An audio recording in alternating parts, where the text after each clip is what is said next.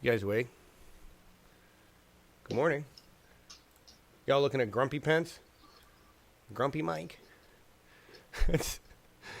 As from Motherboard, the picture attribution goes to SIPA AP. Mike Pence looking... This leather is nothing like my gimp suit at home. Mother gives me a red ball. I miss my cat of nine tails.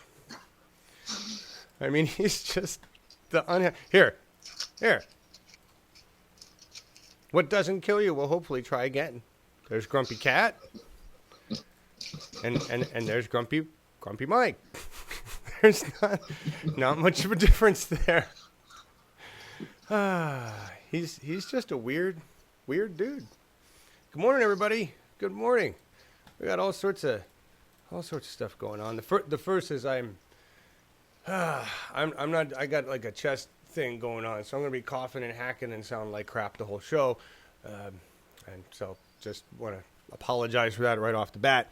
Good morning, Denise and Stock and Chronic and Phil and Nine Tails and Melissa and resting homophobe face. That's what that is. Instead of resting bitch face, that's resting homophobe face. Yeah. He's creepy. He's creepy. Metalhead, I like Grumpy Cat better. Yes, Grumpy Cat somehow seems more compassionate than Mike Pence. I don't know how this is possible, and less creepy. I'd rather sit in a room with Grumpy Cat than Mike Pence. Most definitely. Markus, you? First of all, good morning, John. Yes, good morning, America. And I would say Pence shouldn't look so grumpy because soon he'll be president and everything will be all right. Yeah. That's all right. He's we're still out on whether we want him to be president. I don't think. No, I want to win my bet. You know, my bet says that Trump isn't president anymore until the year ends. Oh, by the end of the year is what you say. Yes. All right. He won't. He'll be. Somehow he's going to be gone. He can't keep going the way he's going without enough Congress wanting to do something about it. They're going to get rid of him because he's pissing off enough of the Republican base and he's pissing off enough of the Koch brother base, right? So they'll eventually want to get rid of his ass. Although he is. Yeah, and there was this the scientist with a bad-fitting wig on his head who says that the chances are very high that Trump will be impeached. I don't remember his name. There's so many people that say it's going to happen. Just it already should have happened based on laws, the emoluments clause and these laws and that laws that most of our government officials are ignoring. It should have happened already, right? He's already done worse things than Bill. Remember Bill? They wanted to impeach Bill Clinton for getting a blowjob and messing around with an intern. And Trump has already done, I don't even know a list of how many worse things, right? But our government's much more corrupt than it was in the Clinton era, I think. Yeah. Who else we got here today? We got Alfrey Walski. Hey, Al, thank you guys. So many nice comments after my wine session yesterday where I complained about the fact that there was a lot going on and I didn't know how to manage it all. Thank you for everybody that reached out and comments and all your nice statements and Slack and emails and everything saying, how can I help? We're going to get it all together. Thank you all. We're going to pull this together so we can get back into the run cycle. I'll be totally honest with you. It was just that so many things happened at once yesterday morning that I was not planning for, and I felt shitty, and I was still pissed off, butthurt about the way the Tatum show had gone on Sunday because they were completely not prepared, and I felt really disrespected. So that's where I was, and then Tuesday was like, wow, this really is a fucking Monday for me, and but that's all right. That's all right. Things have already gotten much better, and I'm very excited about what we have coming up. And we got Chad Talks with today, and we've got all sorts of shit going on. We're going to get to that. But I'm still saying good morning, people. Hiko Sutra, Nine Tails, Jupiter, Judy. How you doing? And Bev, good to see you. And who else here? Froze. All right, if I missed you, let me know. Joanne, I am. How you doing? Our standards have fallen, very much so, in many, many ways. Many, many ways. Yeah. All right, so we have events. Many terrific, huge, bigly events going down. Bigly huge. So tonight, please join us for Chad Talks with Dan Roll. Y'all remember Dan? I have no idea what Dan is doing, but I know it's something good, something for the people. He's an activist. He's an average dude. He's an advocate. He's an author.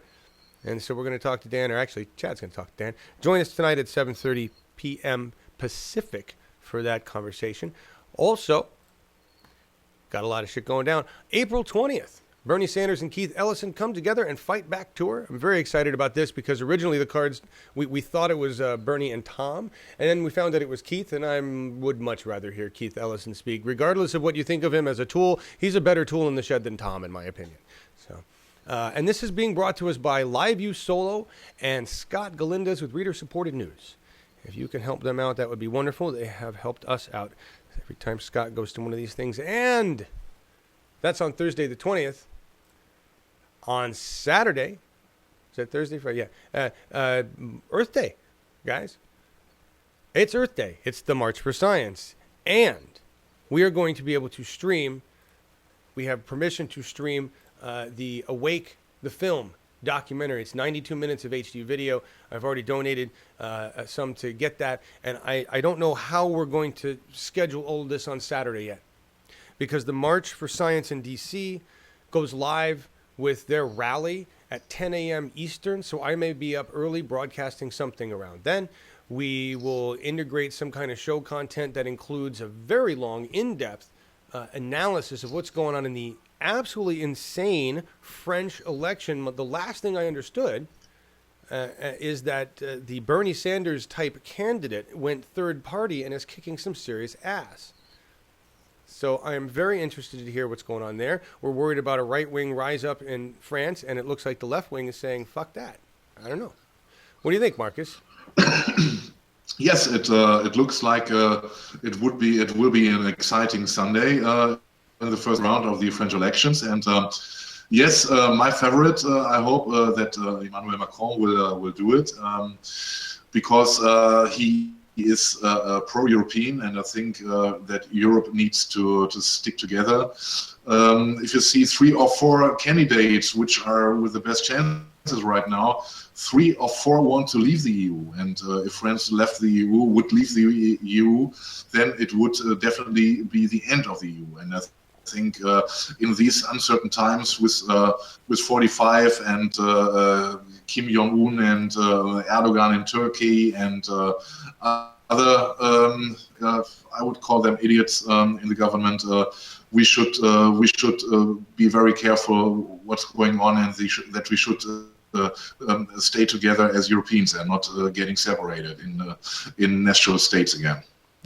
I'm glad you brought that up, because I just wanted to get your take on this. A while back we talked with Miles Dyer from the UK when the whole Brexit thing was going on, and I want to know what you have to say on that. What is your opinion on the EU? Is it a good thing? Is it a bad thing? Is it something that you need to get rid of or reform? Well, the first thing, which is undeniable, the EU helped to prevent wars. And if you know the history of Europe, you know we had a lot of wars. We had countless wars here in Europe. And I think for this purpose, the EU is a good institution. Of course, I'm not happy with how the EU works. And the most important point I criticize about the EU is that they gave the countries the currency, the euro, and but there was no ideology. There was no moral installed when the European Union were started, you know, and I think this is what we see. What happened in Greece. I think it's pretty unfair to punish the normal Greek people there. And if you see what happens there, look at the unemployment rates, which are outrageous. If you know that 2/3 of the young people are unemployed there, and if you look at the suicidal rates there, I think this makes the European policy led by Germany, of course, absurd in my opinion. And there is a lot to make better, you know. But I think we only can do it united, you know. And I think the Brexit was a big mistake. Okay, interesting. Aren't they going to re-vote on that? You know what I heard? They're going to re-vote on the Brexit thing? No, I think it's Theresa May in the UK is just playing chess right now because she knows that the Labour Party, led by Corbyn, is absolutely shattered. They are on the ground. They won't stand up until June, and she wants to verify that her Brexit plans would succeed, and she wants the majority behind her. And the Labour Party is no opponent right now. Interesting. Yeah, I mean, I don't know shit about the EU really. So I thank you for the education. And I'm seeing a stock post says big countries in EU get to decide the laws for the rest of the countries. Do you feel that way about it? Stock post is absolutely right, and this is what Germany is confronted with, because Germany is the motor of the EU, and if you see that we are the wealthiest nation within the EU, and this brings criticism, of course. This brings envy, and I certainly agree that some policies are not correct, because we are united. We have to act as Europeans and not as Germans or French or Polish or I don't know. Yeah, that's the whole problem. That's where nationalism fucks shit up, right? Yes. It's yeah. We need to just be human. While Exactly. we save ourselves from our planet, from us having Anyway, so all right, that's cool. That's interesting that your take on that. Look. Katie has put together a massive document on what's going on with the French election. I'm very excited to hear what she has to say. We will be listening to that on Saturday. We're going to do this special report on the French election Saturday, in between the Awake film and whatever's coming out of DC. And I'm looking for streams for Bernie. You know how it goes. It's a streamathon day, so we're just going to look for streams, find shit. Yes, Marcus.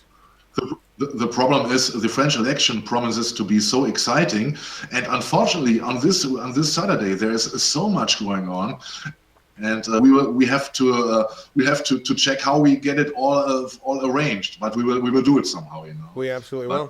But it would be in pieces. Maybe we can show a piece of the march, then we might get another source, and meanwhile we will talk about the French election and go back. But we will see how it really works. But it will be a lot of fun, I think, on Saturday to watch us. Agreed. And people are asking, is that a new camera? It's very bright over there. Yeah, is it too bright or is it okay? No, it's great. Is it just? I'm just testing. No, it's great. Love it. Okay. Thank you. Cool. Wonderful. All right. So that's all. That's just the stuff we got going on through Saturday, and then Sunday's Tatum Live. I'm guessing they're going to put together a show, and there's Our Revolution broadcast that we might pick up, and that's the 23rd, and then we got the 29th. We got a whole other broadcast thing going on. Bernie's going on tour, so I'm just going to start picking up these things as they go. I don't have a problem with that. So stay tuned to the channel Uphill Media, formerly Bernie 2016 TV Channel 2. Right. Got a lot of people unsubscribing, but if you want to see Bernie Sanders, that's where it's going to be. We're going to bring it back. The EU pushed corporate GMO really hard. Interesting. Well, that's not good. That was a mistake. Because of Bayer? Interesting. Wasn't aware of that. Okay. See, we can do a whole other thing on Brexit, can't we? Okay, they are trying to push, but there is a lot of resistance here in Germany against GMO. Yeah. And Metalhead, I can always stream on my backup channels. I understand that, but the problem is building an audience. I don't think you guys really understand how difficult it is to maintain and build an audience. And then if you have to move between channels, you lose that audience. And it's important. I don't do this thing to get rich. We do this thing to spread information. So if your show gets 20 views, it really makes you wonder, why the fuck am I doing this? So really, for us, the big thing is to have as many views as possible, and that's why it's so detrimental when YouTube enacts censorship or shuts down a channel for violating some rule that they don't even tell you what it is. But looks like Marcus is in the future somehow. Is that what that? Yes, yes, and he's right. He's right. I am 9 hours in front comparing to you. And what were you going to say, Marcus? You were starting to talk. I'm sorry. Early, what were you going to? You were going to finish up about the EU and the conversation. Yes. What were you going to say? I think I interrupted you. Okay. No. You said that I would be in the future somehow. No. And before that. I said it's right because I'm 9 hours in front. Yes, you are. That's cool. Hey, Paulie Bazuli. He had an overflow crowd in Kentucky. Yes, he did. We broadcast that. Did you see that, Barbara? We broadcast. I was just sitting around, and all of a sudden I see Tom on Facebook, and I'm like, oh, Tom's opening for Bernie. And it was great because we only caught like 5 minutes of Tom, and then we got all of Bernie. That's what we want, right? It's like a good half hour's worth of good Bernie content and a little bit of Tom content. And apparently at that event, Tom, the establishment tool in the shed, got booed. Bernie Sanders, the populist, who's not even a part of the Democratic Party, but he's on their unity tour, right? That's promoting the unity thing. I'm independent. They're Democrat. Work together. Yeah, he got the cheers. I saw what? I saw the thing. They were in Portland one day before, right? Portland, Maine. Yes. Yes. And I only saw the beginning. I only checked out Perez. I wanted to see how Perez would be welcomed by the crowd, and it was pretty lame compared to Bernie. Of course, this was to be expected. But then in the end, I was oh my God, Tom Perez. He was walking around the stage and kissing the ass of the guys behind him on the stage and shaking every hand. He was eager to shake every hand, and it looked so not real. So yeah, you know, it looked staged. Yeah, we got to figure out a way to take the not real out of the Democratic Party. That's what we're working on. It's that stage, and I even heard it with I don't know who it was. There was somebody. Was it Chad? I don't know. Chad interviewed somebody. No, I don't know. I've heard even local candidates, seasoned local candidates, that have that gloss on them. And we got to keep that gloss off of our candidates. That shellac of bullshit, right? That they seem to end up with. And Tom has a thick shellac of bullshit covering him. That's where those handshakes and all the bullshit. It's and you can see it in the comments. Tom talks big words, but nobody knows where Tom really stands on shit because Tom, you know, and yeah, it's a unity tour. It's really our takeover of the Democratic Party. I've got a shit ton of ground game proof of that. I'm going to show you if we can ever get into the rest of this show. Perez is still acting corporate. Yeah, I'm with you there. All right, so let's just talk about some of the big news. All right, the big news. It's big news. This is get back to here. Hang on. How many people were following this? John Ossoff, a Democrat, narrowly misses outright win in Georgia House race.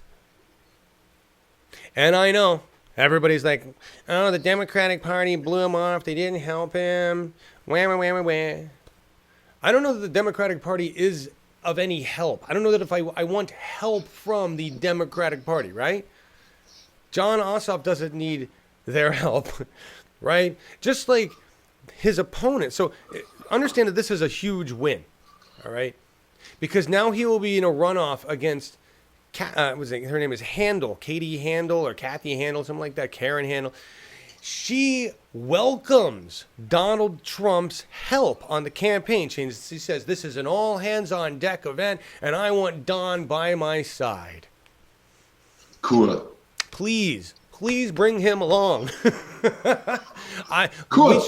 We should crowdfund his fucking jet to send it there. I would love to see him there because he destroys everything he touches. And that would be wonderful. So let's see John Oz. Let's help him. And this is where you know, here's where we all start. Here's where else I see it already. We're going to talk about whether he's working for the people, he's not working for the people, he's got paid corporate interest, unpaid corporate interest. Here's what I want. You got to take each battle. We're going to get into we're going to do like a overarching strategy. This is strategy, folks. You are applying the wrong perspective to this portion of the battle or the football game, however you want to look at it, okay? Going against or not being supportive of somebody like Ossoff because you think he is being paid in the big DNC or whatever you fucking think of him, right? When you are facing an enemy like a GOP with their big money candidate who likes Donald Trump, all right? That's kind of like saying, well, we could accept a small win here and understand that we have to work with this guy, but instead we're just going to take an all-out loss, right? We just gained 3 yards on a first down. We could keep going, but why not punt? Let's just fucking punt. All right.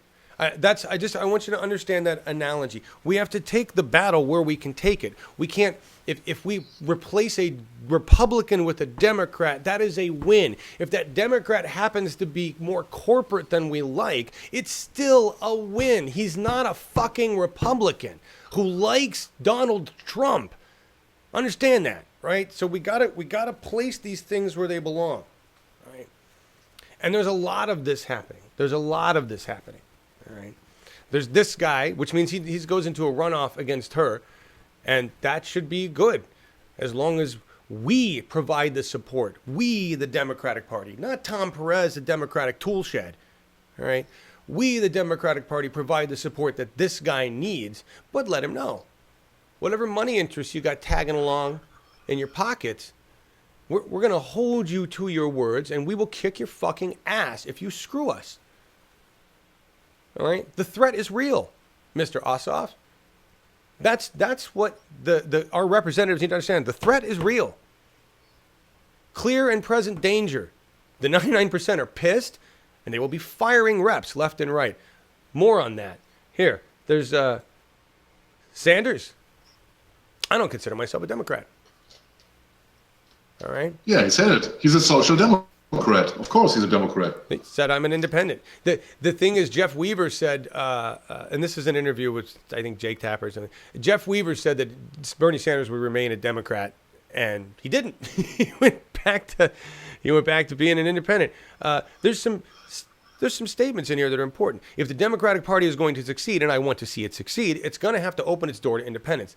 That's the key as to why he's staying independent. He needs to show the Democrat, you want me, you want my email list, you want my power, you want my unicorn rainbow awesomeness, then fucking open your mind, open your doors, and close your fucking pockets and your mouths to corporate interest. That's Bernie's message to the Democratic Party. What we see happening here with this guy in France who was running as the Bernie Sanders candidate who's surging in France right now. I don't know how much of a chance he has of the surge, but we see that Bernie is basically saying, here's my ultimatum to you. You either walk my way with my people, or I will go start a third party. The longer he waits, the more the pressure builds, the more the DNC has to realize it's their choice. They either go left or they die. Right, Markus? And look, if he considers himself a Democrat, this is another push against the DNC, because if he himself considers a Democrat, what are the guys at the DNC then? Exactly. It's they're the establishment, and he's calling them that. He changes the narration, you know? Yep, exactly. You know? And when I see the comment here, Frederick Murphy, but he shills for the Democratic Party. You're talking about Bernie or somebody else? I just want to make sure you clarify here. Right. I see it the other way around. I told you. Yeah, Perez is the Democratic Party. So Perez is one individual within the Democratic Party. I am also an individual within the Democratic Party. So is Justin Bryce and Charles Mon and a whole bunch of other people I know. We are the Democratic Party. Perez just happens to be a shiny tool in the shed for the establishment that has a microphone at this point in time. But he only has a fucking microphone because he's traveling around as the opening act for Bernie Sanders. On the Bernie Sanders really is the person in charge of the Democratic Party tour 2017. And the Democratic Party has a choice this year to either move left or die. That's Bernie's ultimatum. And he's done it in the most pleasant of ways by letting us apply the pressure. I find it absolutely wonderful. It's so nice. What are you guys having a conversation about? Bernie is an indie right now because he was elected as an indie. We'll see what happens in 2018. Well, he went back to being an indie in the Senate. That's what he did. He said, I'm going to run as an indie. He could have stayed Democrat. He would have been fine. He made that choice. It wasn't somebody to make that choice for him. He made that choice. What's the excellent point, Markus? Is there something you already said? I'm trying to read comments. I think Beth refers to the changed narrative of Bernie. You know, considering himself a Democrat and questioning the DNC. Yes, agreed. I'm not sure what's delusional, Eco. Let me know. New DNC, Johnny Ellis. Yeah, look, we're turning. Let me show you. All right, so that was Bernie Sanders. Here's the Democratic Party in Texas. One of the many stories in Texas. Poll shows Texas Dem Castro leading Cruz. Can we replace Ted Cruz, booger-eating, creepy Ted Cruz, with a Democrat? Apparently in Texas, we can. He's polling above Ted. I don't see that getting any better. I don't see how Ted's going to gain a whole bunch of awesome points. It's not like Ted goes around being somebody you really want to see or talk to or touch or be touched by. Ted's creepy. And this is something what the article points out that I found that I thought was very interesting was that this is something that the Republican Party has known, that this will be happening in Texas. And instead of working to embrace, let me tell you why. Do you see this guy? He's a brown guy.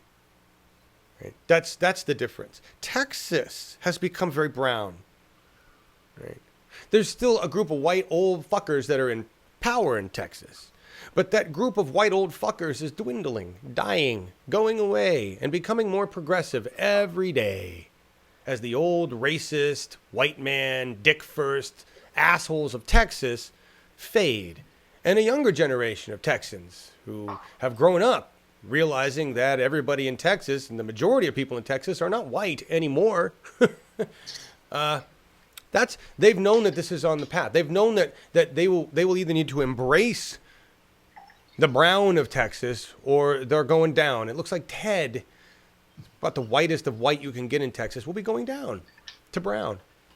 Hey, I did some rhymes. Woo. Yay. Yes, Jupiter Judy. White old fuckers in Texas equal oil. Yes, it does.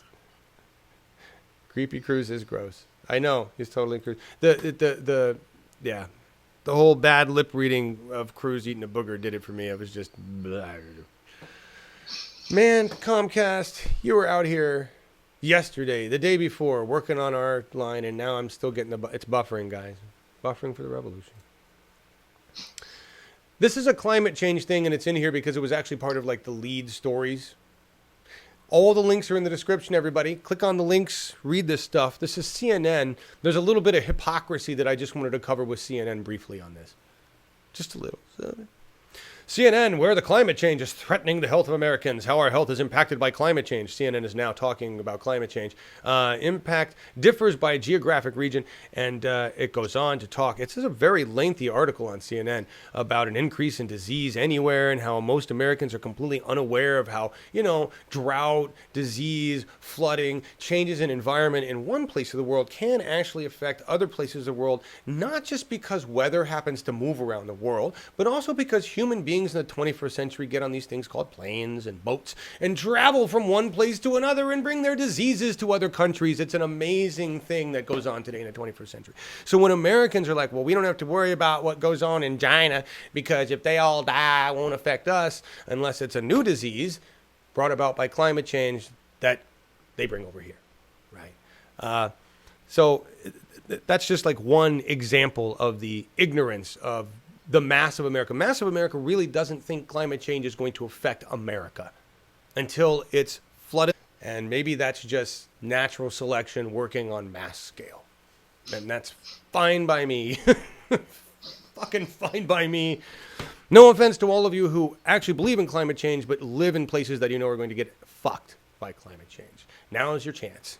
Get out while you can. I would be more concerned about your climate change survival than about your nuclear bomb survival. Right? That's where I'm going to go there. Is climate change making our food less nutritious? The widespread climate change related health problem. Why your allergies may be going haywire. It just goes on and on. We have to address the opportunity. Have the opportunity to address this now. Wildfire risk. We're talking about the wildfire risk. The United States is going to be on fucking fire in a couple months. There's already massive fires. The wildfire season used to be a season. Now it's just year round. How bad is it? Tornadoes, kind of year-round almost. It used to be a particular time. Now we got winter tornado. So, just these things. And, of course, 100 number here. So it's CNN making an attempt to seem like they're talking about climate change, but they're using that imaginary 2100 number which means nothing, which means fucking nothing. None of us will be around in 2100. Okay? Maybe a couple clans hanging out in a cave going, this blows. But we will not be around like this in the year 2100. Sorry, CNN. And it's your fault, CNN. It's your fucking fault. That's where I'm going here. CNN puts out this big article. Americans don't know. Americans don't understand. Americans underestimate. Americans deny. You know why, CNN? Because of you. Because of you. You've spent 40 fucking years lying about climate change, denying climate change, calling scientists, you CNN, you motherfuckers. You're the reason the American populace isn't afraid, isn't scared to fucking death of the climate change happening and didn't do something about it 40 years ago. You CNN and Fox News and NBC and all you motherfuckers that are covering the weather now. I hope to God Wolf Blitzer gets hit by a fucking tidal wave. Just because they all are complicit in the mass genocide of our planet. Species, we have you helped cause it. And now you put out this milquetoast fucking article. Oh, we got to do something by 2100 or we'll all be dead. One can only hope that your network stations, your studios that are on the coasts, just get fucking destroyed by climate. That is my hope.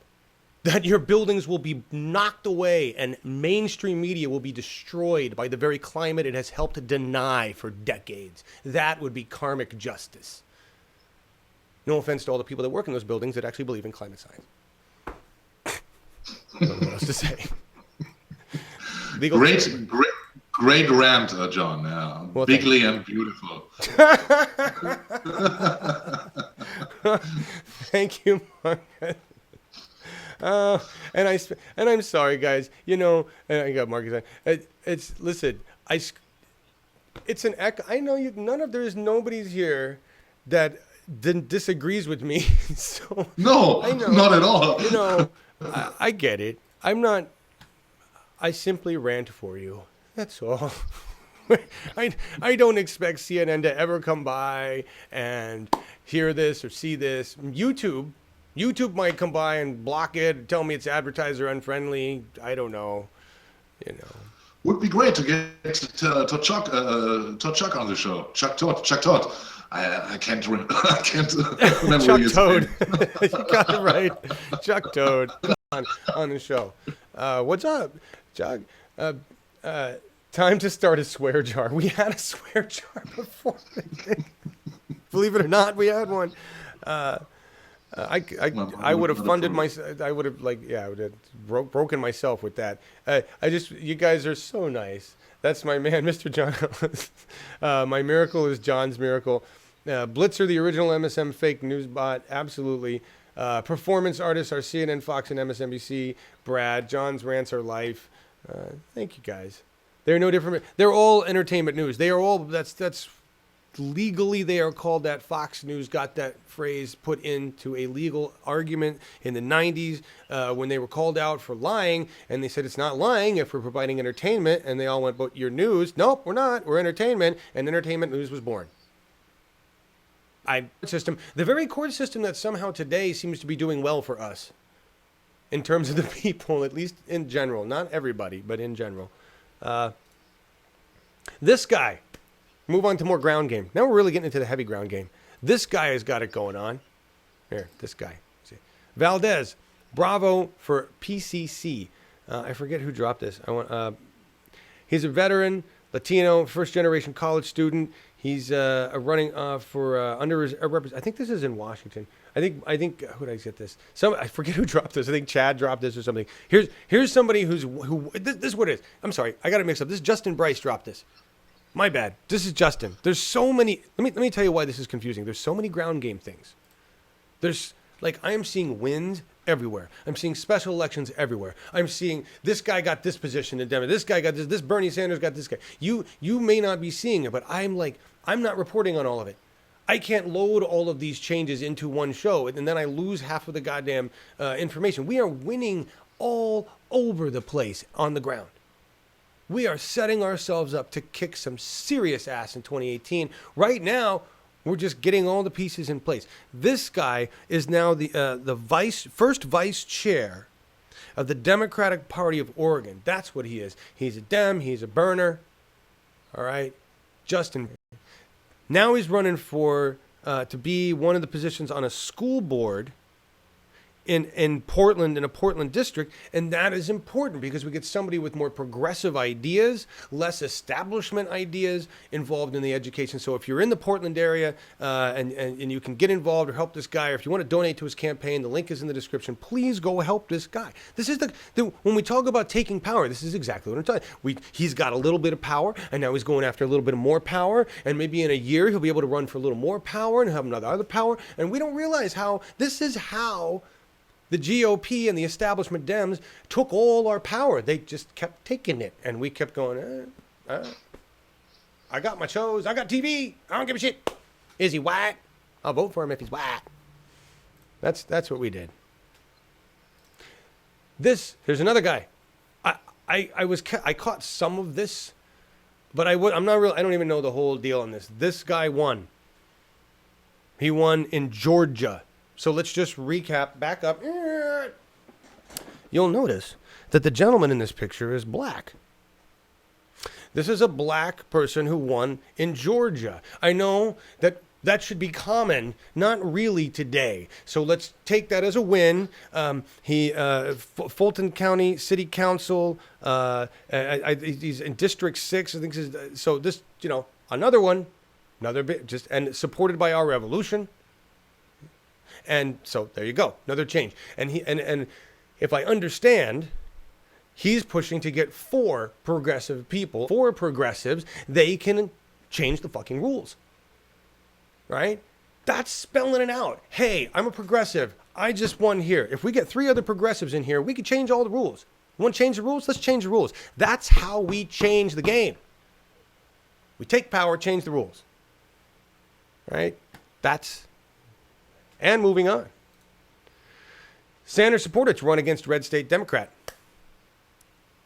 And this is very interesting. I love this. Okay. I don't know what Bernie Sanders thinks of Senator Heidi Heitkamp. I want everybody's opinion now. Go. Tell me your worst. Because I know you're going to give me a whole ton of shit about Heidi Heitkamp. And it's okay. I want you to this time. Whereas before, I will get very offended and be like, no, it's a Democrat. We got everything. This is a Democrat already in place. This is a Democrat that has voted for some Trump peoples. This is a Democrat that people question where she really stands. All right? And this guy, Dustin Payer, is a firefighter and is getting a primary. Dustin Payer is a firefighter, is expected to formally announce his campaign against Heidi Heitkamp. All right?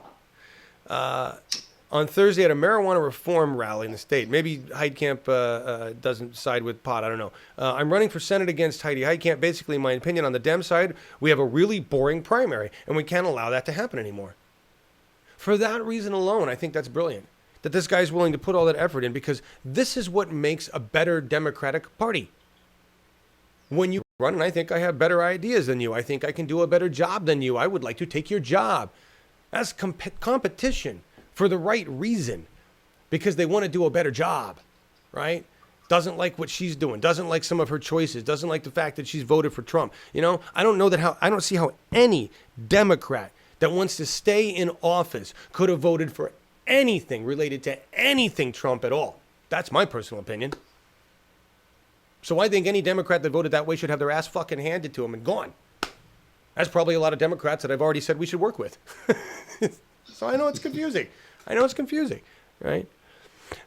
So he added that his campaign is also about recognizing that over 60% of North Dakota caucused for Bernie Sanders on the Dem side. And Heitkamp is a Clinton.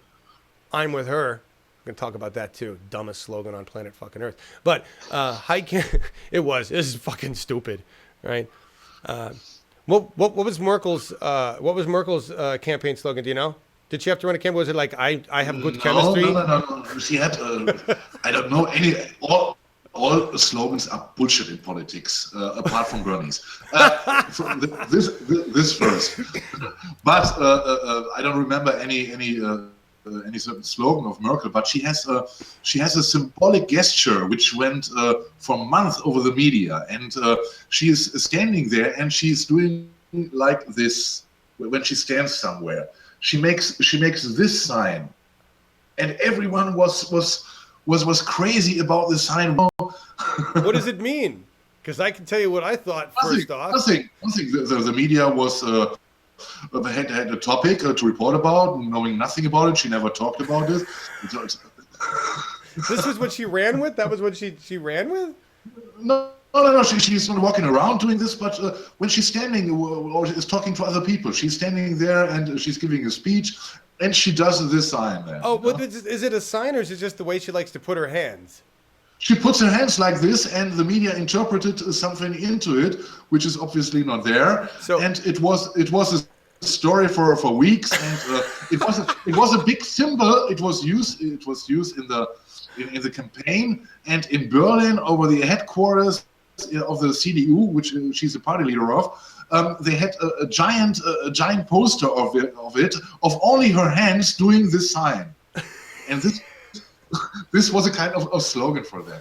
You know? And she was reelected, so it worked somehow. It worked. The comments are awesome.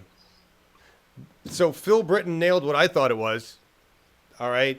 The sign for the vagina. I thought this was like the universal sign of vagina. And I'm like, well, that makes sense. She's saying, I'm a woman, despite what you might think. I don't know. Well, this was, to my knowledge, this was not discussed in the media. No, of course not. Not in Germany.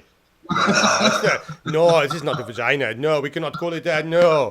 But in America, that's the first thing men go to. Dick joke. That's a vagina. That's no.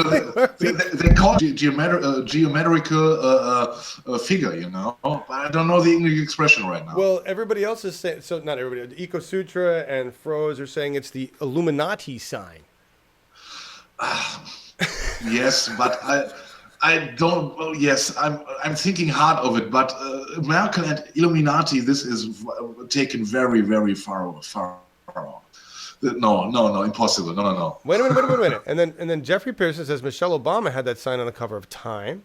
I'm sure she was laughing her ass off about this. Melissa H. says, maybe. Yeah, listen, and Phil, I'm not arguing that it is an absolute symbol of power, whether it's a symbol of femininity or fertility or vagina. You know, men are completely frightened by that body part and frightened by women in general.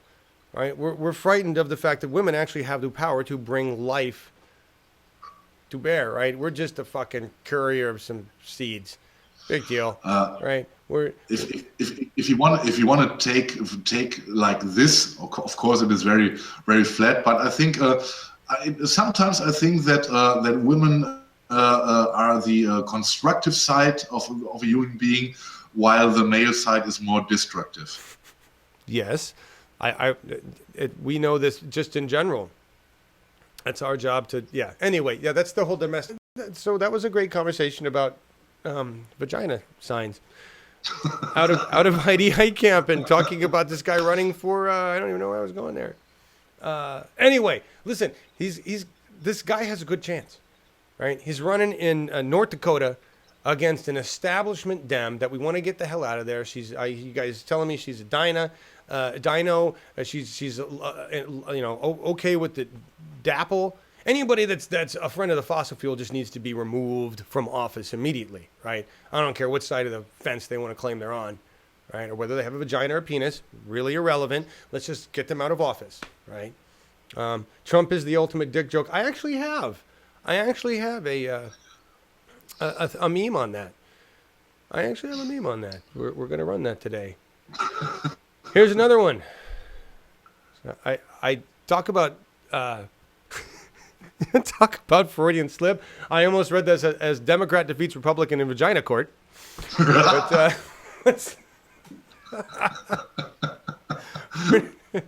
we're not going to run this, but this is a Virginia court clerk race. All right. Virginia Democrats took control of a local court clerkship on Tuesday in defeat for one of the state's top Republican lawmakers. Remember, we're talking about ground game.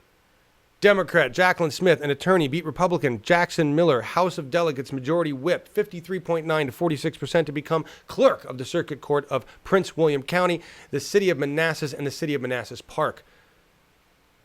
Okay. Now, the best part isn't that. The best part is the line a little down there that says Miller's the incumbent Republican. Lost his ass. 6-1. Fuck you. Fuck you. So that's a great right there. We didn't even have to spend the money. Got rid of this guy. It's a beautiful thing, right? That's one more, and it would be comparable to Germany versus Brazil at the championship 2014. Nice. Here. This is even now, moving on. We're moving into some ass handings. More ass handings. All right. Here's a GOP rep at a crowd that was being obnoxious, right? An angry, pissed off crowd of constituents, of people that own this guy's ass, right? Pay for his ass. The people he's supposed to listen to. And he shouts at them, "Do you yell in church?" Which isn't even fucking relevant, whether you do or not, because this isn't church. Dickface, right? The crowd shouts back, "Do you lie in church?" That's what I'm talking about. By the way, I just realized that I got half the color patterns that I'm using today are the Tatum colors because I didn't bother to move them around. So if you see blue show up anywhere, that's the Tatum stuff. CA1 engaged in one of the longest and most ruckus town halls of 2017. He was repeatedly shouted down while trying to defend the Republicans' efforts to repeal the Affordable Care Act. All right. I get that straight? He's in the California district, CA1. Is a Republican, and he's trying to defend the destroying of the ACA, which we already know the American populace in general is like, wait a minute, that's my coverage. Don't take it away. All right. "Do you yell at church?" he asked the crowd at one point. That comment was met with intense booing and shouts. "Do you lie in church?" Great. That's what it needs to be. That's handing them their ass, you know? Hey, Marcus, I put you in the window just for fun. Yeah, I see you. Progressive need to take over town clerk positions to assure no election fraud. Yes, that's why. That's why we take over all these positions that sound terribly boring and stupid. Yes. Right? Yes. It's like, who wants to do that? What, Marcus? Because I think on the local base, the guys are in charge of the methods on how to vote, and that everything would be okay. Yep. Well, we could make it okay at least on a local, county, state level, to start with. Yes. And then move that up to the federal level once we own those levels. It's like the biggest game of Mario Brothers. How many levels can you get through? Get to the top, take some magic mushrooms along the way, ride a rainbow unicorn, Bernie ride, get up there, kill the big boss. The final boss will be the big Trump. Actually, the final boss will be the military industrial dragon, right? Big old. This would be an interesting idea for a video game, I think. Why? We've got the real thing happening right now, and if we really are in a matrix, it is a game, right? Yeah. Okay. I agree. a lot of. I don't think Oculus ripped now. I don't. Yeah. All right. This is great. This is a good story. New information is emerging from transcripts and stuff during the campaign, and this is one of them. Bernie Sanders, I guess back after Bernie was like, all right, it's Hillary and I'm done, and I said I'd help you. They said, well, great. Here, we want you to say this bullshit, and it really is some bullshit. I'm just gonna read because it's so bad. So, in Shattered, which is I guess a book inside Hillary Clinton's doomed campaign, the Hill's Amy Parnes and Sidewire's Jonathan Allen write that members of the Clinton campaign reached out to Sanders' aides in late September to share a script of an ad they wanted the Vermont senator to record. In the ad, Sanders would tout Clinton for her education, health care, and minimum wage proposals. Right? I love those minimum wage proposals that she wasn't for, and then all of a sudden she was for, and what was it, 12, and then it was 15, and then it wasn't what it needed to be, and then she was with the SEIU, and then she wasn't, and I don't know where she really stood on anything. Did you? I don't know. So anyway, and then on healthcare, remember Hillary had to stand on healthcare. That's how that worked, right? Let's see. And minimum, yeah, so the education, too. I'm not really sure what the hell. I don't know what Hillary Clinton did besides sell fucking weapons. Anyone? Oh, and fracking and weapon. What else? The fact that she has a vagina doesn't mean that she stands up for women's rights. That just means that her vagina stands up. All right? That's all. She must be good at yoga. She must be good what? She must be good at yoga. Good, really? I don't want to see that. I don't want to see that. No. I only say it because there's nothing else I can make up. That's just okay. So here, we're going on more. And he would talk about how then Republican nominee Donald Trump was wrong about climate change and the economy. And at the end of the script were the words, "I'm with her." They were going to make Bernie say that. I'm like, no fucking way. And his words, it's so phony, Sanders said, "I don't want to say that." Sanders did not use the slogan. See, there's the difference. Bernie Sanders was not willing to nor interested in playing the game with the establishment. No, I will not lie. I will not say that bullshit, and I will definitely not say I am with her. Fuck you. Moving on to the issues and the people that care about them. That's Bernie Sanders. God love the man. I'm with him. Yes, I'm with him. I know, which was like I'm with the issues. Right? I'm with the issue. I got to check before we go there, I got to check my card. I have a feeling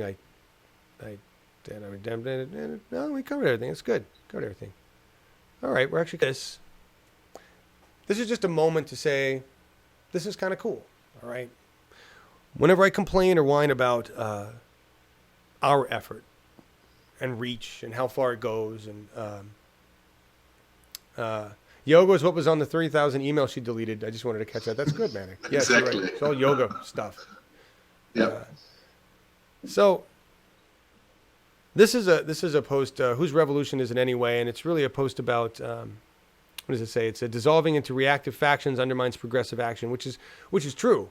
That's what a lot of us have done. People that are like, absolutely not, I'm green, fuck the Dems, and blah, blah, blah. That's not helping. That's infighting, and we really need to pull together because there's really one issue here, and that is the planet is dying, and we've got 10 years to stop that from happening, or we're going to be dead. That's really the one issue, but we haven't all come around that yet. I'm waiting for climate to do more damage, and then we'll all come around to that eventually. It's what happens.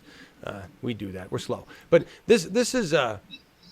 Why I have this in here at all is because part of it talks about a friend of ours, and that is I can get to the part where to go. Here we go. Our Resistance TV. On April 9, 2017, Our Revolution TV, a YouTube engagement broadcasting platform run by Dave Conan, rebranded as Our Resistance TV. I just got to take a moment because that's my term, and I'm proud of that.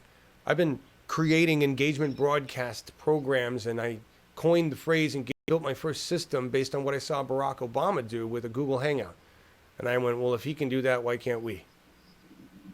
And so I've been working on the system, and I've been working on the concept of engagement broadcasting for years. And you guys probably only know me really from what I did with Bernie Sanders and moving into this, because that's where I got any kind of real recognition. Before, it was just in the Google Plus world, and very few people knew, other than people in business and SEO world who understood what I was doing, And then I left the business world to go do this. But Dave Conan is one of 3 engagement broadcast spin-offs that all exist because we all came together first to help Bernie Sanders on BTV. And that to me is the ultimate, have I had an effect? And when I can see 3 other progressive networks running with the same engagement broadcast concept, they're all using different gear and they put it together in different ways, but they're doing the same basic idea. And that makes me feel good.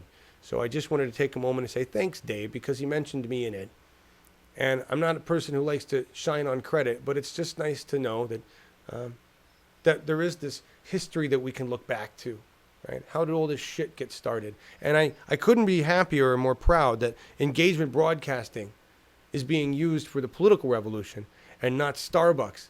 Because initially, I was about to pitch all of this shit to Starbucks. And then my life took a massive change in a different direction. And I'm so glad it did. And this was actually before Bernie Sanders. So, and we've had an effect. We've got 3 channels. We've got the Gen Group, we've got our Resistance TV, and we have the Project Sanity on Benjamin Dixon show. So, it's cool. Thank you guys. Oh, thanks, Justin. Appreciate that. You've changed our lives forever, John. I wouldn't know any of this without you. That's so badass. Thank you. It doesn't feel real. It feels bizarre. And the thing is, what they talk about, the infighting and the factions, that's what happened to Bernie 2016 TV. Markus is laughing. Yeah, you're looking at the next thing. I know we're going into dick jokes. I'm going to talk seriously for another 30 seconds while you look at 2 penises on a screen. We got too busy with the emotional drama. We got too caught up in the emotional drama of what we were doing, and we fell apart. And that happened numerous times. This is like, I don't know what version of rebuilding we're on here. This is just what we do. What else would we do? That picture is what I was referencing before. This is my dick joke. It just Sheldon Adelson, old creepy rich guy, right? Who gives money to people, or he's one of those weird. He's like Soros, dark money, whatever guy. He apparently gave $5 million, donated, gifted, whatever, $5 million for Trump's inauguration, right? Which is apparently the largest gift ever. And then this information, I guess, was just released or announced or whatever. I don't know. Largest donation ever for an inauguration to a president ever in the history of ever. And this was the result. So basically what he did was pay for a $5 million Viagra that still couldn't beat Barack Obama's audience size. So that's why they drew it that way. That's perfect. You're really going to compare. This is really what Trump wants to do, is compare dick size using the United States as his penis extension. Right? This is what $5 million worth of Viagra delivered to Trump's dick. That's what I wanted. That's where I'm going there. Brand isn't worth it. The brand can't stand on its own. It needs a Viagra. So that's where I'm going. See, little brand jam. Just there. Anyway, phallus out loud. Nice. Mother of all penises. Yes, I know. Bernie's Panners. I'm trying my best to get Wi-Fi, so hopefully I can come. All right. I thought that was good. Are we already to sciencey shit? Holy crap. We are already to sciencey shit. Wow.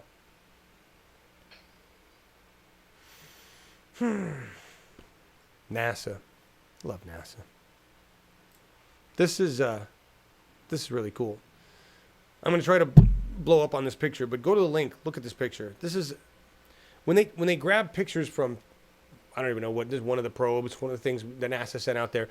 They take like a zillion pictures and they have to composite those pictures together with different layers, and they have to break it down and do gas spectrometry on the light and figure out it. That's how they build these pictures. It's not like they send out like a Canon T5 Rebel and picture and bring it back, right? They can do that on like the space station, but they can't do that with these probes that are looking at these giant effing planets. This is Mars, and I'm gonna zoom in on the picture here so you can see.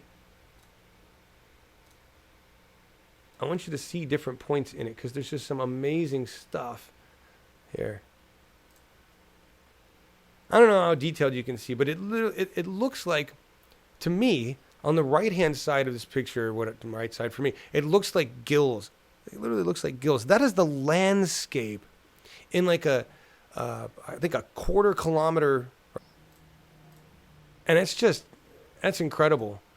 You can click into different points and look at the detail on that. Can you imagine being in that terrain?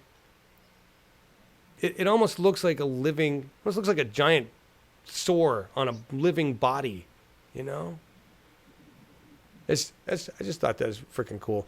We could be out there exploring this stuff, but we've invested most of our money in penis extensions. Oddly enough, we will need a penis extension to get us to this place, but that would be a different purposed penis extension. Really more in line with what they're designed to do in the first place. Spread the seed. Wow, look at all the relevancy there. Yeah, Nine Tails, exactly. Huge. Barbara, you are certainly an engaging engager broadcaster. Well, thank you. Thank you, appreciate that. It is, it's great. Yeah, with worms, Dune. Yeah, Jilly Love, I'm telling you, we're going to find that shit. Enceladus. There is life in the ocean of Enceladus. God damn it. I think I've got that video loaded up for us. I'm going to run that. Remember Trump on climate?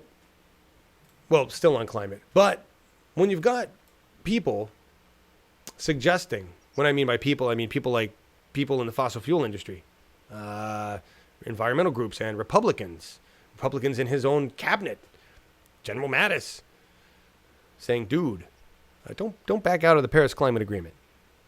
We used to look like a leader. Now we're being asked by China to do something about our emissions.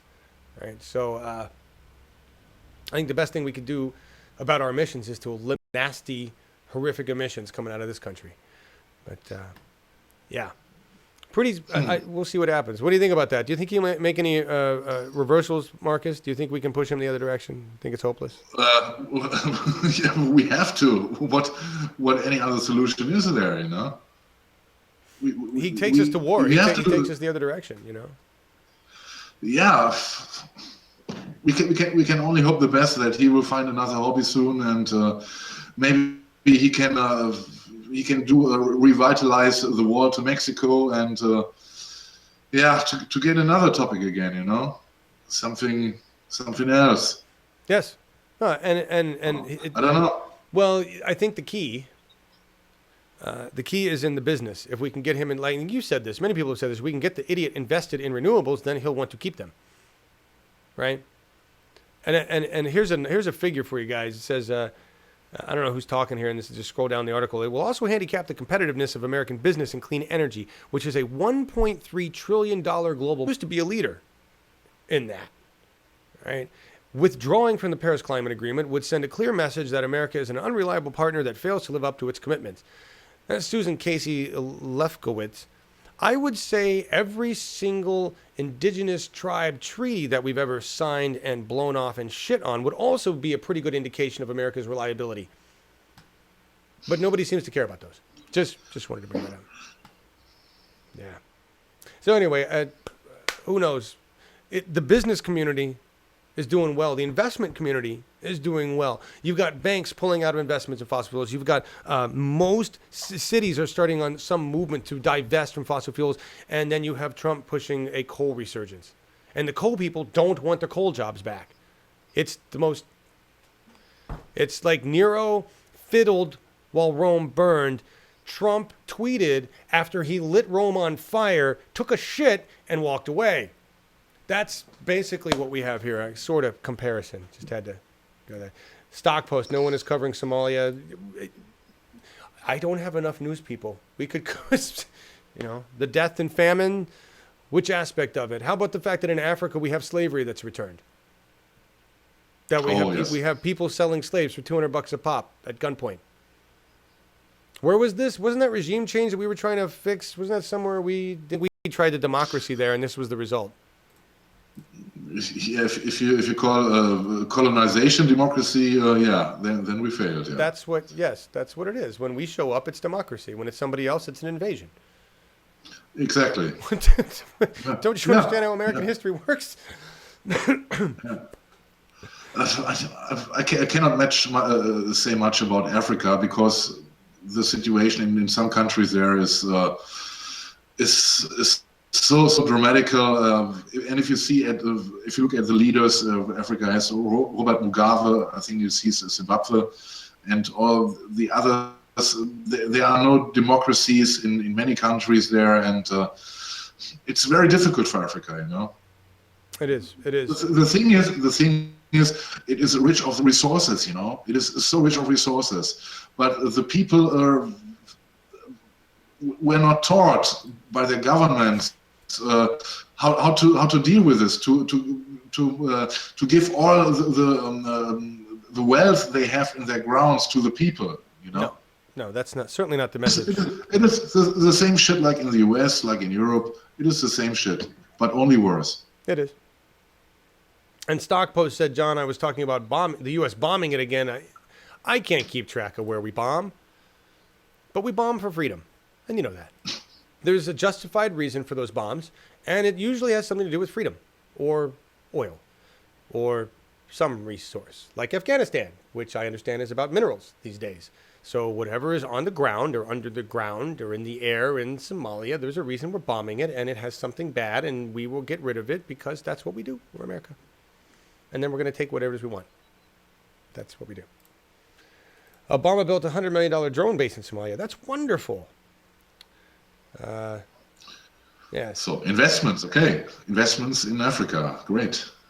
Yeah. Which actually was I remember a big goal of that was to make a lot of investments in Africa and renewables. Not in weapons of war, though. Really don't want to turn Africa into a big weapons factory. That's just not my thing. Remember the coal museum in dumbfuck Kentucky that put solar panels on, making them not so dumbfuck anymore or whatever? Check this one out. Kentucky Coal Company announces plans to build the state's largest solar farm because it's on an old coal mine. Let me just clarify. This is an old coal mine, and their stance on this. This is the coal company's stance, and it's in the article somewhere down here. Here. Berkeley Energy Group is the name of this company that owns this coal mine that no longer has any coal, and they're converting the grounds above it to a solar, a panel farm because it makes sense. However, they want to make their stance on this clear. I grew up with coal, said Ryan Johns, BEG Project Development Executive. Our company has been in the coal business for 30 years. We are not looking at this as trying to replace coal, but we have already extracted the coal from this area. So Ryan Johns is unaware of environmental climate change. He's unaware of coal being bad. He doesn't care. He is all for continuing on the path of more coal, but they will put renewables down when they run out of coal in certain places. Yeah, that's clean coal.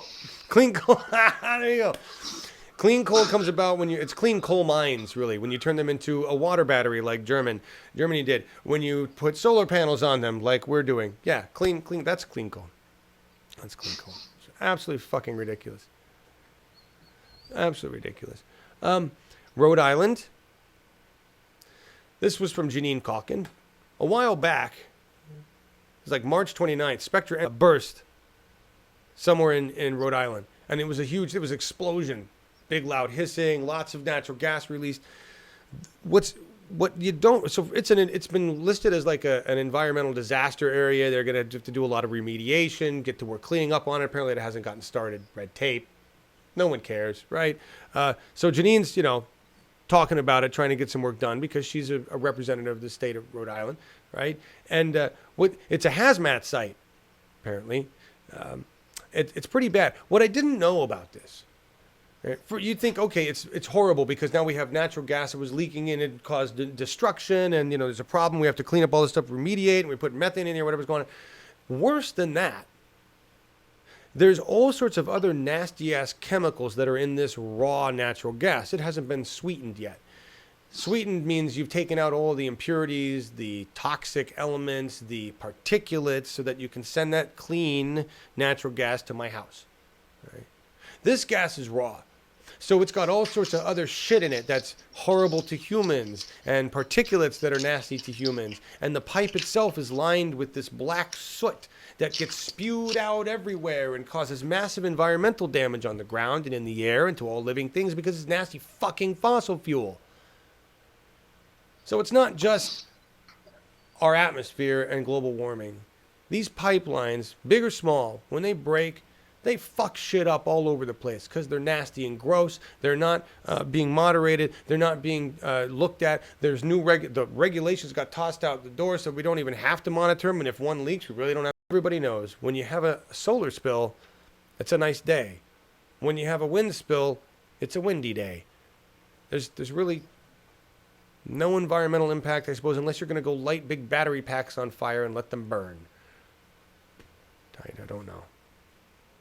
Clear coal. Is that what it's called, Manic? Clear coal? Not clean. Clear. My bad. Absolutely right. We are modern day slaves. We most certainly are. We most certainly are. Earlier I read in chat that obviously Bill O'Reilly was fired now for good. I know, it's great. I want to see how long it takes before Bill ends up as a political analyst on CNN. Yeah, might happen. Yeah, somewhere he'll end up with a new job somewhere. Somebody will give him a job. Maybe he'll hang out with Glenn Beck. I don't know, Rush Limbaugh. He'll have a job somewhere. Bill won't stay out of the business for too long. Or he goes to Alex Jones. This would be great. There you go. Bill O'Reilly and Alex Jones. Well, wow. Trump still likes him. Trump still likes him. Yeah, maybe he'll go work for Trump. They can invite Trump and talking about bullshit. Would be great entertainment. Yeah. Bigly ratings. Trump and Bill Riley. It'll be the 45 factor. Absolute bullshit. Just 100% pure. It'd make ancient aliens look perfectly credible and factual. What do you guys say? Bernie was awesome yesterday. He was, Julie Love. That was fantastic. I was excited to watch that. Phil Britton. What are you talking about? Dora, Miller, Sank, John, Jank. Independent media's 31 flavors. They're all good. Nice. Nice. Replacement for Bannon. Yes. Oh, he would work perfectly. Bill O'Reilly. They would, please. MSNBC would hire him? You think so? Bill could do a show with Megyn Kelly? I don't think so. That would be funny. Yes, job in the White House. I agree. He's qualified. Highly qualified. Probably overqualified compared to some of the people in there. Bill is, which doesn't say much. We're like blazing through shit. It's 11:46. Holy crap. NASA, 45. Babbling with Bill and Megyn. That's nice. People who support Dems, heads explodes watching Jimmy D. Yeah. Oh, all right. We're on to weed. A lot of you guys had some really great comments about cannabis and what you wanted to see, and more science, more stories of the health effects and how it goes. And I agree. We need less shows about bong hits and more shows about, cannabis working for people. Right, dispelling the myths, getting rid of 100+ years of bullshit from the federal government on cannabis. Right, that's what we really need. I still saw it had to be a bullshit news, a Yahoo.com article. Tell you how desperate they are. They're trying the anti-cannabis route just to see if they can get anybody to look at anything. Right, and it's a woman talking about how cannabis is a horrible drug and it caused her son to commit suicide. Well, no. So it's horrible if your son committed suicide. I doubt cannabis was the reason. Yahoo. That's as low as it gets. So I would love to do a show that helps, tell the truth about it. Show the people that are saved, people that have good lives now, that aren't taking ridiculous fucking drugs, like me. I'm a prime example. Although my existence wasn't that horrible. Other people like children with just like massive epilepsy and seizures all the time and other things. It's a miracle plant. It really is. It really is. So why am I talking about cannabis? Why am I going off about it? Because awful lot of Texas Democrat shit going on these days. Texas. Like in my mind, Texas is like the biggest fucktard, right? They're proud of their fucktardedness. And I'm not speaking to individual people within Texas, right? Anybody on the show, obviously. You want me to do the bong show now? We could do that. We could start that. But their ignorance and assholery at the state government level just pisses me off. People like Ted Cruz, right? And the oil magnates.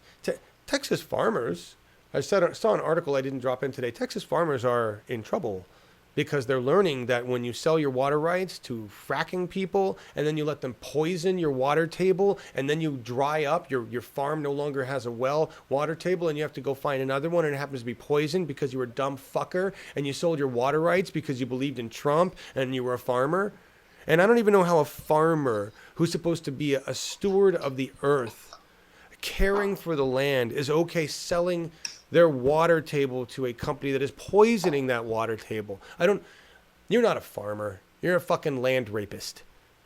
I want to make that clear. Anybody out there farming like that, farming with pesticides, farming without regard for the earth or the animals on it, you're just a land rapist. You're not a farmer. All right. So I disdain for Texas overall and their big cattle, big Lone Star, big dick swinging. Brr, and here we have a woman in Texas government. She is a DA. She's the new Houston district attorney, and she's Democrat. Kim Ogg, Houston's first Democratic district attorney in decades, is contending with Republican state leaders ready to battle progressive reforms, and that includes marijuana. She is all about decriminalization of marijuana. When you've got Texas with a woman Democrat DA who wants to decriminalize pot, we're making ground. That's change. Do you think, Marcus? That's a good sign. Yes, I think so. Yes, I think this would be comparable if Bavaria and Germany would decide to legalize marijuana. Yes. Very conservatives there. You guys, a lot of people in the world need to get high, don't you think, Marcus? Just make things so much. Yes, I think the only stuff which would need to fear dope heads are cookies and cakes. And you tie it back to capitalism. We need to get like Hostess on our side. We need to get the people that make the food that stoners eat promoting cannabis use, right? Yes. Look. You can, if you're a clever businessman, you go and sell marijuana together with cookies. Yes, well, I mean, we already do that. We have an edibles industry, but I mean, if Hostess could be like on the shelves, you know, you can, or whatever companies like Yee, right? Yeah. Really take a fucking trip. You're here, Chips Ahoy. You're going to a far land. That's, you know, when your Rice Krispies can also be Mellow Krispies, you know, whatever it is. We just, you know, Snap Crackle. There's all the, we just gotta. It's that industry. It's happening. Those things are happening, and I'm seeing like I hear a lot of pro marijuana commercials on radio, right? I haven't seen a lot of pro marijuana stuff on TV yet, but I'm hearing it a lot on radio. And Melissa H., I'm absolutely aware that it's not food. That's not the point. It happens to be what a lot of stoners eat. Okay? So stoners are the most interesting. Portland and stoners are the most interesting. Let me just talk about that during my experiences in Portland versus Colorado and other places. In Portland, you have people that will smoke cigarettes while drinking a beer, riding their bicycle home from work. Okay, that's normal in Portland. And they will tell you that they're health conscious and that they eat no GMO, but they drink PBR, smoke Marlboro, enjoy their weed, and like bike riding. Okay, that's like a Portland. There's a lot of conflicting things in there, right? Yes, somehow. So, you know, I don't even know where I was going. It's weird. I had some point and I forgot. I just like lost it with the whole cannabis. So what were you talking about? It was the food. It was the food. Look, you see, like you're gonna have the crap that they make. I eat the donuts. Like I like crap food, and I cook healthy food, and I cook crap. I like them both. I think you need a balance. I really do. Marcus is nodding his head. Look, I know exactly what you mean. Yeah, you know what I mean, right? And here's the thing, guys. I also bake my own cookies. I like to bake, right? So I'll bake my own healthy goddamn cookies, and I will eat Chips Ahoy, right? It's like I'll do both. Why not? Right? I eat my mango Greek yogurt, and I will also eat a bowl of crunch berries because I like crunch berries, right? That's so you gotta get. We just got to get them together, right? Think when If you could have children's, well, not children's series, but we need to. That's what we need. That's what we convince them. There's a whole new market. There's a whole new market that is outside of the kid market for shit food, and really the millennial market for shit foods. I'm so right. So we got Captain, Crispy Crunch, and whatever. It's just a whole new market. You can't buy Chips Ahoy. You eat the whole bag. I know. Jilly Love. I know. Look, I'm not saying they're good. I know they're terrible. I absolutely know that every time I eat Chips Ahoy, I'm eating cancer. I get it.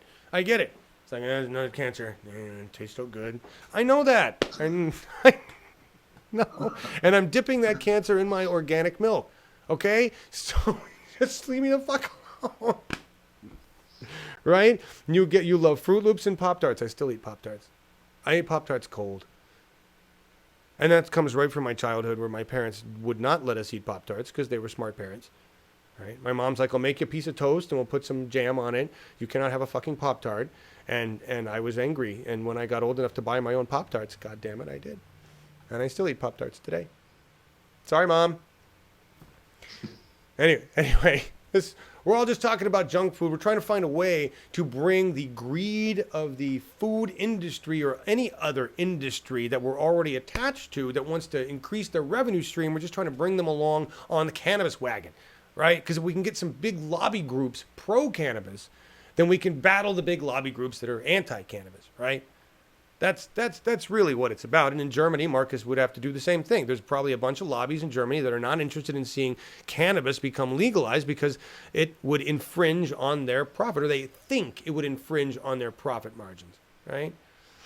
Yeah, look at the beer industry in Germany. Right.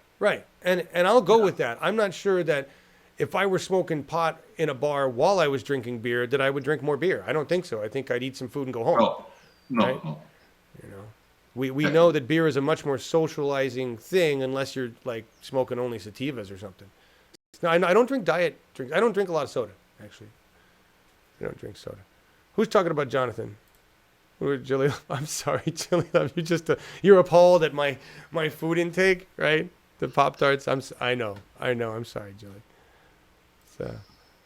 I know. John Stewart, my friend Bill O'Reilly is full of... My friend's Bill O'Reilly is full of shit. Is that a quote? This is a quote, yes. And nice. It was, I think it was the 2012 election, and they had a debate of, I don't know, it was Fox or MSNBC, 90 minutes and a discussion with the audience later, and he opened the discussion with this sentence, pointing at Bill O'Reilly and saying, my friend Bill O'Reilly is full of shit. Well, this is the perfect line to open a discussion, right? Yes, and we know that John wasn't lying. No, he's true. It's very true. Manic, that's hilarious. Yes, smoking pot does lead to cancer because you will eat cancer-filled junk food and die. Right? That's absolutely. It's agreed. You love them too. I'm not alone. Thank you, Brad. See, there are other people who like the junk shit with me. I'm just telling you.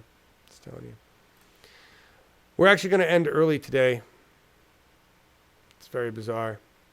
But it's okay. We need to. Got stuff to do. Got things to get ready for coming up, right? We got Chad Talks with this evening, 7:30 p.m. Pacific. We've on Thursday.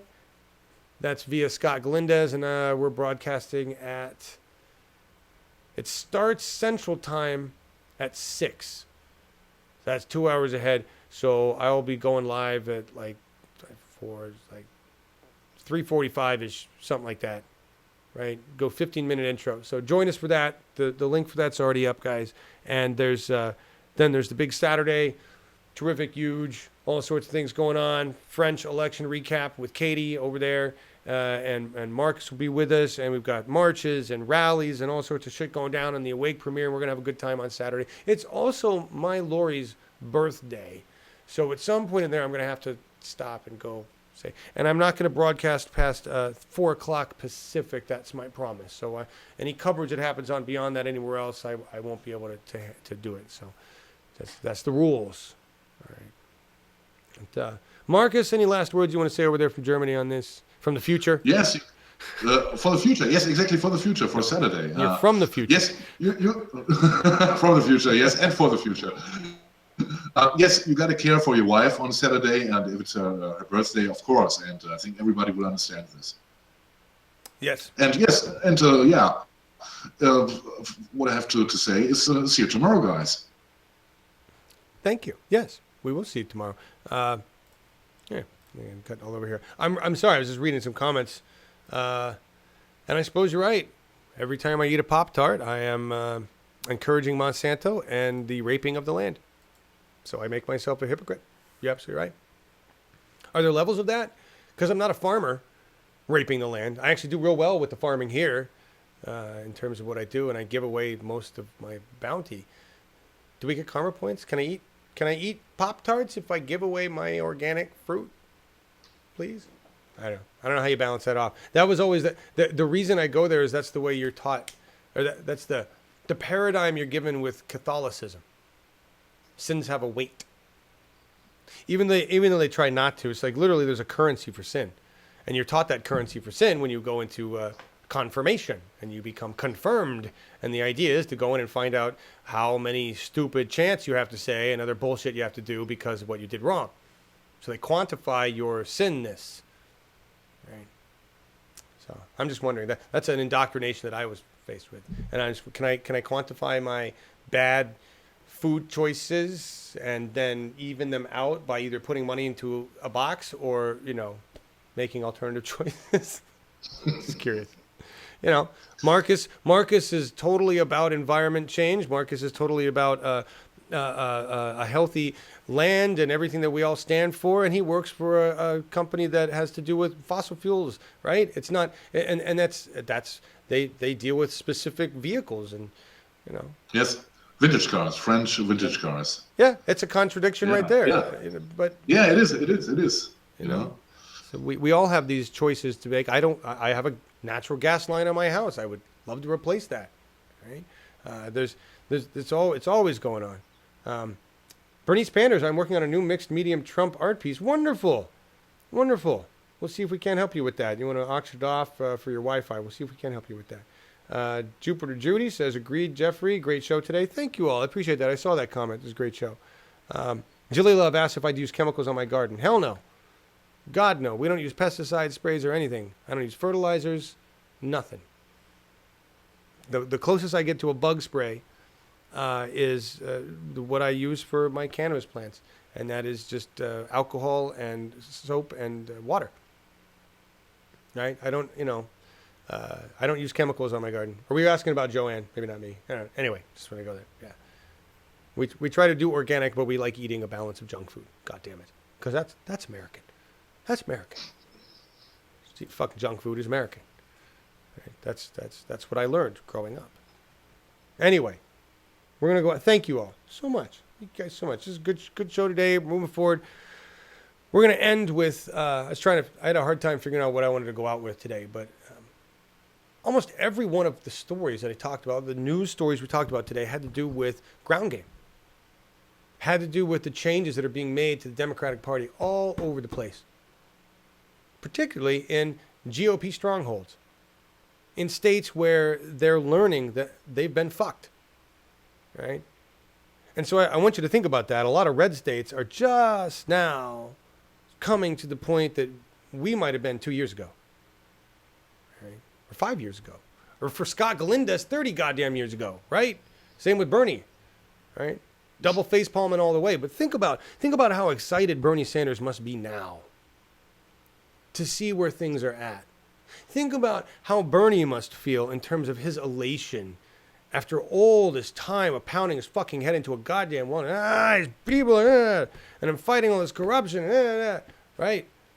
To see all this change, to see people voting, to see from his perspective. The reason I say this because I see a lot of people talking about how we're never going to win and we're not making enough change and it's not happening and it's not directly affecting people's lives yet. That was some tweet I saw where somebody said, "Oh yeah, here's the change," and they said, "But none of this is directly affecting anybody's lives, so fuck you. It doesn't mean anything." It's a fucking process. It's not a switcher. Thank you, Markus. Thank you for that Germanness. Absolutely right. It's a process. Right? That's part of the game, part of the war, whatever you want to call it. That's like punting after first down. right? We've made great strides. I bet if we went back and mapped it, when the Tea Party first got active in that first year, we have done far more in our first year, really, in terms of being active. It really didn't start until after the primaries, right? When we realized we got to be done focusing on Bernie, we got to move on to focusing on the ground game, and we are doing that, and we are kicking ass. We are kicking ass. It may not be perfect, and we may have Democrats that we're putting in power that we're going to want to remove later. But we are kicking ass. And we just need to keep going. 2018 is looking pretty good. The fire is ours. That's really where we're at, folks. The fire is ours. We keep it burning. We keep it going. We keep changing shit. We don't stop. We take it back. That's what we're doing right now. See you guys tomorrow on Awake.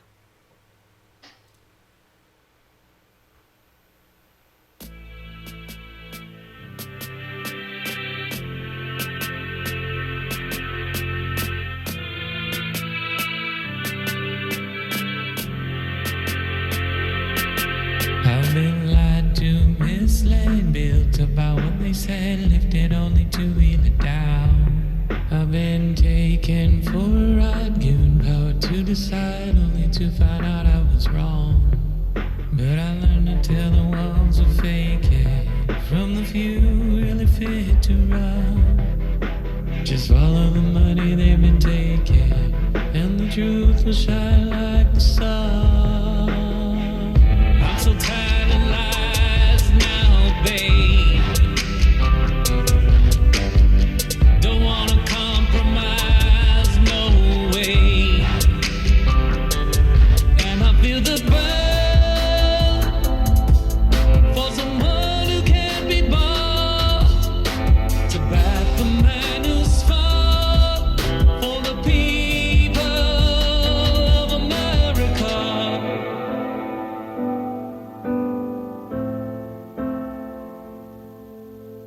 Call agenda, who's the biggest spender, party personality.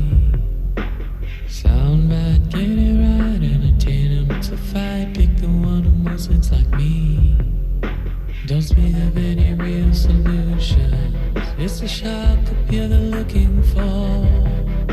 Don't criticize the institution, but I can't take it anymore. Aren't you tired of lies now, baby? It's time for us to rise, no more maybe.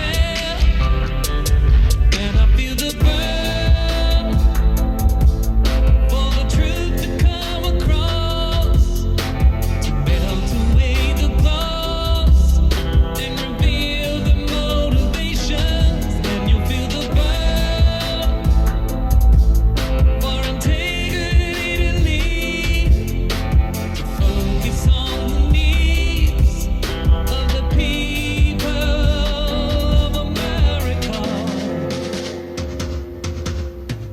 Somebody's talking at your